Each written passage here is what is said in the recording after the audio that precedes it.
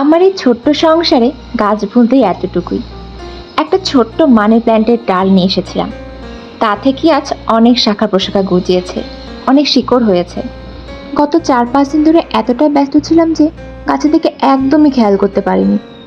আজ দেখি গাছের কয়েকটা পাতা হলদেটে হয়ে গেছে। গাছের গোড়ার জলই নেই, একদম শুকিয়ে গেছে, পটটা নষ্ট হয়ে গেছে। মনটা অনেক খারাপ হলো, তাই গাছের পটটা চেঞ্জ করতে আসলাম। এসে দেখি কিছু কিছু ডাল অনেক বেশি বড় হয়ে গেছিল, তাই সেগুলো ছোট ছোট করে কেটে আলাদা আলাদা পটে রাখবো, দেখতেও বেশ ভালো লাগবে। পটিং করতে করতে ভাবছিলাম, আসলে মানুষের জীবনেও ভালোবাসা গাছেরই মতো, যত যত্ন করা যাবে ততই বাড়বে। ভালোবাসার স্পর্শে যেমন গাছের ডালপালা মেলে, ফুলে ফলে ভরে যায় আর অযত্নে শুকিয়ে যায়, ঠিক তেমনি মানুষের জীবনেও যদি ভালোবাসা না থাকে, ভালোবাসার মানুষের যত্ন না থাকে, তাহলে জীবনটা ফিকে হয়ে আসে। সম্পর্কটা